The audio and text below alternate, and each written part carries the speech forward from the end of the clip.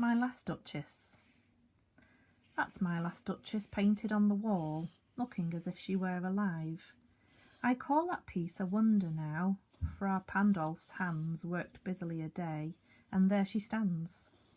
Wilt please you sit and look at her? I said, Fra Pandolf by design, for never read strangers like you that pictured countenance, the depth and passion of its earnest glance. But to myself they turned, since none puts by the curtain I have drawn for you but I, and seemed as they would ask me, if they durst, how such a glance came there. So not the first are you to turn and ask thus. Sir, 'twas not her husband's presence only called that spot of joy into the Duchess's cheek. Perhaps Fra Pandolf chanced to say, her mantle laps over my lady's wrist too much, or paint must never hope to reproduce the faint half-flush that dies along her throat. Such stuff was courtesy, she thought, and cause enough for calling up that spot of joy.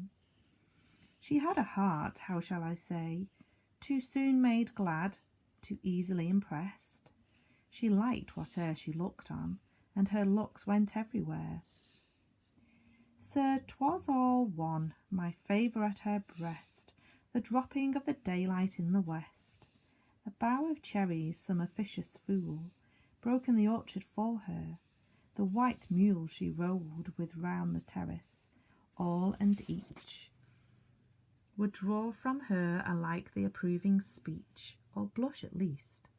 She thanked men, good, but thanked somehow, I know not how, as if she ranked my gift of a 900-years-old name with anybody's gift.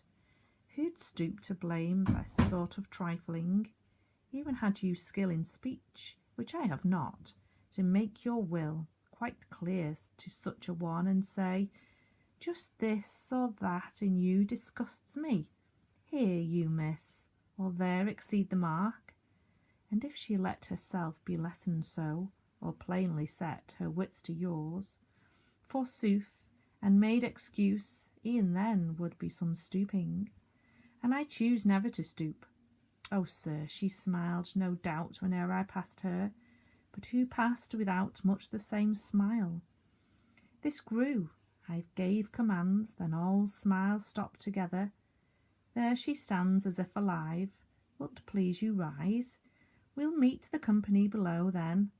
I repeat, the Count, your master's known munificence, is ample warrant that no just pretence of mine for dowry will be disallowed.